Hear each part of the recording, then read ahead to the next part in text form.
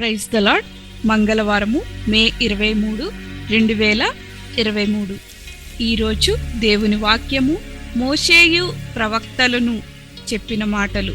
వారు వినిన ఎడల మృతులలో నుండి ఒకడు లేచినను వారు నమ్మరని అతనితో చెప్పెనని. లూకాసు సువార్త 16వ అధ్యాయము 31వ వచనము. కనిపించని దృశ్యం.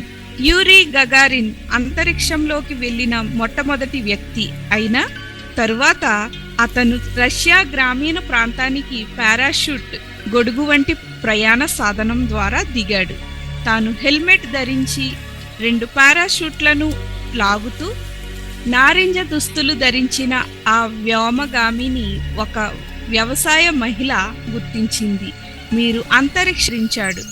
ఆయన చనిపోయిన 2 మనుషుల కథను చెప్పాడు. దేవునికి సమయం ఇవ్వలేని ధనవంతుడు మరియు విశ్వాసంలో ధనవంతుడైన లాజరు. యాతనలో ధనవంతుడు ఇంకా భూమిపై ఉన్న తన సహోదరుల కోసం అబ్రహామును వేడుకున్నాడు.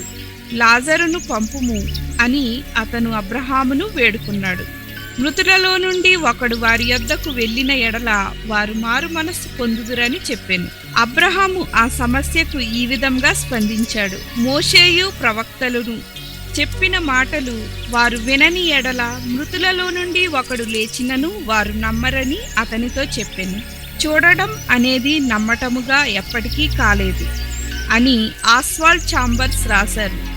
మనం విశ్వాస వెలుగులో చూసే వాటిని మనం గ్రహించగలము.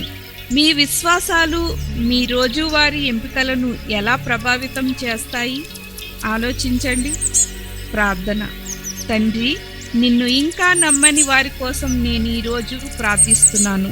నీ పరిశుద్ధాత్మ యొక్క సున్నితమైన శక్తి, ప్రేమ ద్వారా వారిని నీ యొద్దకు చేర్చుకోమని యేసు నామమున అడుగుచున్నాం తండ్రి. ఆమెన్.